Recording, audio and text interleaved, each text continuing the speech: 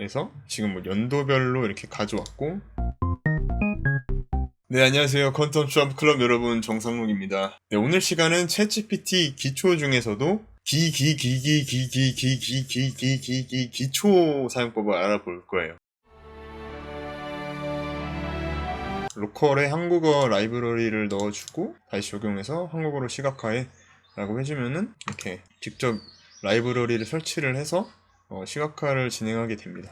지금 이렇게 설치가 되는 모습이고요. 라이브러리를 입력을 해주셔도 되고, 뭐 여러분들이 가지고 있는 폰트 TTF나 OTF 파일을 입력을 해서 직접 여기다가 넣어주셔도 됩니다. 지금 라이브러리를 가져왔고, 여기 이제 한국어 폰트를 좀 입력을 해왔습니다. 그래서 이 차트를 다운로드를 해서 이렇게 가져오면은 이렇게 한국어가 잘 적용된 그래프를 볼 수가 있고요. 근데 여기서 여기 데이터 세트에 대한 이 색깔도 이렇게 바꿔줄 수가 있습니다. 이렇게 보니까 참 안타깝긴 하네요. 2019년 집값이 되게 오르면서 출산율이 같이 하락한 걸 보면은 이 상관관계가 있을 것 같은데, 2000년도, 2023년 서울시 아파트 전세 가격을 조사해 달라고 했고요. 표로 만들어줘 라고 해볼게요. 지금 또 분석을 하고 있는데 한 발 더 나아가서 그냥 또 시각화를 하려고 하는 것 같아요. 지금 조사해 해온 데이터 자체가 이렇게 좀 비어있는 공간이 있어서 널값이 좀 많이 들어와 있는데, 그러면은 이 데이터를 기반으로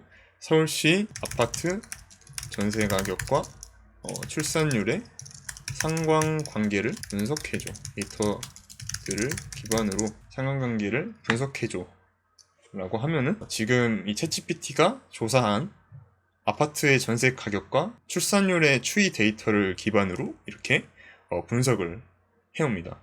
그래서 상관계수는 약 0.723이라고 하는데요. 그래서 해석을 가져옵니다. 전세 가격과 출산율 간의 강한 음의 상관관계가 존재한다. 그러면은 위에 상관관계를 잘 보여주는 시각화를 만들어 라고 하면은 이 데이터를 기반으로 시각화를 또 만들어 줍니다. 네, 지금 제가 에어컨을 너무 많이 쐬가지고 이렇게 목이 안 좋아져가지고 이 점 굉장히 좀 양해 부탁드립니다. 그래서 이렇게 상관관계를 가져왔고요. 그래서 합계 출산율과 전세 가격을 이렇게 가져왔네요. 근데 이렇게 딱 보면은 이해하기가 어려울 수도 있잖아요. 정말 모르는 사람들이 봤을 때 이해하기가 어려울 수 있기 때문에 중학생도 이해하기 쉬운 수준으로 시각화를 만들어줘. 이렇게 전제에 중학생도 이해하기 쉬운 수준이라고 또 명제를 깔아주고 시각화를 만들어줘 라고 또 이렇게 명령을 할 수가 있습니다. 그래서 지금 뭐 연도별로 이렇게 가져왔고 전세 가격 이렇게 가져왔는데요. 이 추세선도 이렇게 보여주고 있습니다. 위의 내용을 종합해서 보고서를 만들어줘. 되게 명확한 명령을 하지 않은 거거든요. 그러니까 제가 하고 싶은 거는 이 출산율과 아파트의 전세 가격에 어떤 상관관계가 있는지에 대한 보고서를 만들어 달라고 하고 싶은 건데, 지금 그렇게 명령하지 않고 그냥 두루뭉실하게 그냥 위의 내용을 종합해서 보고서를 만들어줘 이렇게 얘기를 해도 그냥 개떡같이 말해도 찰떡같이 만들어줍니다. 그래서 지금 연도별로 전세 가격과 합계 출산율에 대한 데이터를 쭉 가져오고 이 상관관계도 분석을 하고 뭐 시각화는 저희가 따로 가져와야 되는데 뭐 결론을 이렇게 쭉 만들어줍니다. 뭐 서울시 아파트 전세 가격은 꾸준히 상승해 왔고 이게 높은 주거 비용이 출산을 기피하게 만드는 중요 요인 중에 하나다라고 이렇게 해서 그냥 이거를 그대로 또 이제 복사를 해서 노션에다가 또 쓸 수가 있겠죠. 이렇게 해서 지금 보면은 이 부분에 대해서 답을 할 수가 있어요. 이 내용을 구체적으로 만들어줘. 이렇게 GPT가 보낸 답변에 대해서 특정한 타겟을 해서 또 명령을 할 수가 있습니다. 옛날에는 이걸 멈춘 다음에 이렇게 답변 이렇게 했었어야 됐는데, 지금은 이제 GPT가 발전이 돼서 지금 이렇게 답변을 내놓는 순간에도 그냥 알았어 그만해 라고 이 버튼을 누르면은 그냥 바로 여기 적용이 돼서 또 답변을 해줍니다. 그만해 라고 했는데도 이렇게 답변을 내놓는 거잖아요. 이런 것도 이제 할루시네이션의 일종입니다. 자, 그럼 이렇게 쭉 우리가 대화를 했는데 이 대화 내용을 공유를 할 수가 있습니다. 그래서 이 오른쪽 상단에 이 채팅 공유하기 버튼을 누르고요. 그러면은 이 링크가 만들어져요. 그래서 이 링크를 만들기를 해주시고, 그 다음에 이 링크를 복사를 하면은 다른 사람에게도 이 채팅을 볼 수 있게 해줍니다. 이거를 또 이제 뭐 검색 가능하게 또 만들 수가 있고요. 자, 그리고 이 우측 상단에 프로필을 가보면은 이 설정에 들어와 주시면은 데이터 분석가를 사용할 때 항상 코드 표시를 이거를 체킹을 해 주시면은 챗GPT가 진행하는 코드 블럭을 실시간으로 볼 수가 있습니다. 그리고 언어를 자동 탐지해주게 되면은 실제로 이제 자동 탐지를 해주게 되는데 이 기능이 잘 안 될 수도 있습니다. 그래서 이렇게 한국어를 설정을 해주시면 되게 유용하고요. 근데 이제 한국어 영어를 왔다 갔다 하고 싶으신 분들은 자동 탐지가 또 괜찮을 수가 있습니다. 그리고 이제 아카이브에 보관된 채팅을 이렇게 가주시면은 여기 왼쪽에 보면은 아카이브의 보관이라고 있습니다. 아카이브에 보관을 해주시면은 여기 다시 가서 아카이브에 보관된 채팅에 가면은 내가 이렇게 했었던 스레드를 볼 수가 있습니다. 근데 이제 이 아카이브는 진짜 기록을 한번 보는 용도로 사용하시는 게 좋고요. 여기서 이 되게 시간이 많이 지난 스레드는 좀 활용성이 떨어지기 때문에 특히 좀 잘 안 좋아요.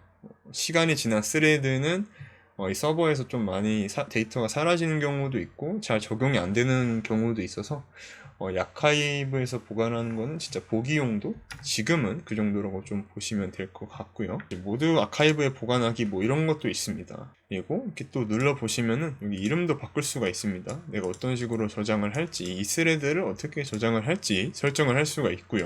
다시 설정에 들어와서 그래서 이제 말하기 기능은 남성, 여성 또 목소리가 다르고 실제로 좀 대화를 할 때 활용할 수 있는 부분이고 제어에 들어오시면은 이 모드를 위한 모델 개선을 키게 하면은 데이터가 훈련셋으로 들어가게 됩니다. 그래서 이거를 끄면은 내 데이터가 학습이 안 되는 거고요.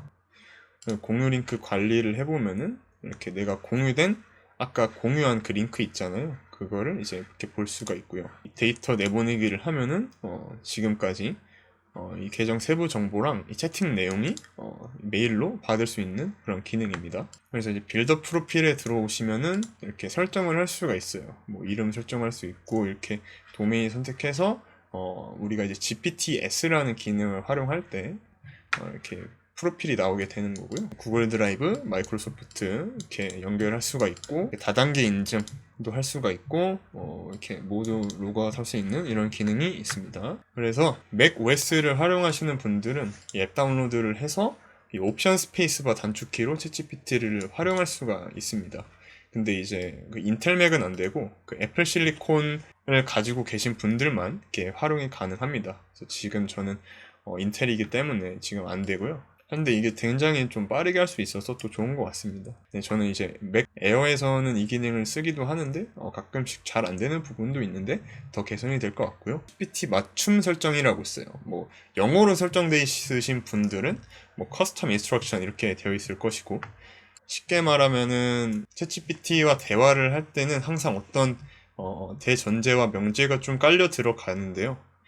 어떤 상황 설명과 이 챗GPT가 어떻게 인식을 해야 되는지에 대한 가스라이팅도 계속 하게 되는데 그걸 좀 더 빠르게 할 수 있어요. 지금 이 GPT 기능이 켜져 있고 이 챗GPT 기능을 사용하게 되면은 여기다가 입력을 할 수가 있습니다. 그래서 뭐 맞춤형 지칭에 뭐 예를 들어서 진짜 친구같이 대답해 라고 하고요.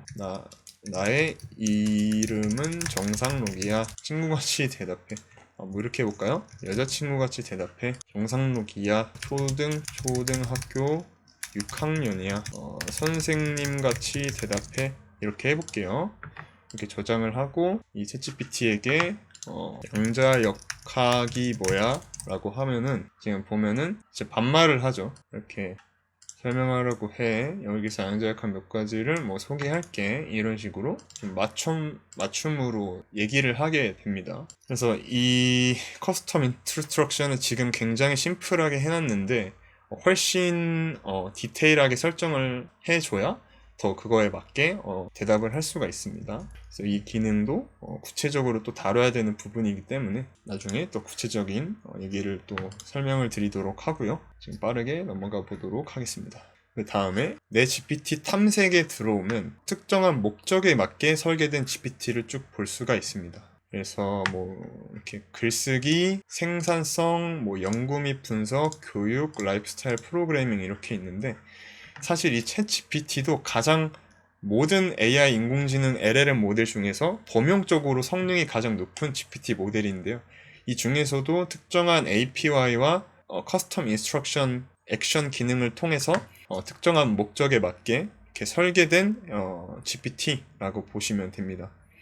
그래서 논문을 더 조사하고 작성할 수 있는 GPT가 있고요. 로고를 만들 수 있는 GPT가 있고, 뭐 데이터를 분석하는 GPT가 있고, 이미지를 생성하는 GPT가 있고, 이렇게 여러 목적에 맞는 GPT가 쭉 있습니다.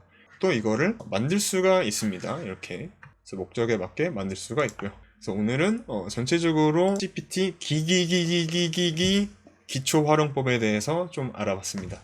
네, 좀 최소한으로 다루려고 했는데 알려주다 보니까 좀 길어진 부분도 있습니다. 네, 여러분 모두 감기 조심하시고요. 몸조리 잘 하시길 바라겠습니다. 네, 감사합니다. 다음에 또 유익한 내용으로 뵙도록 하겠습니다.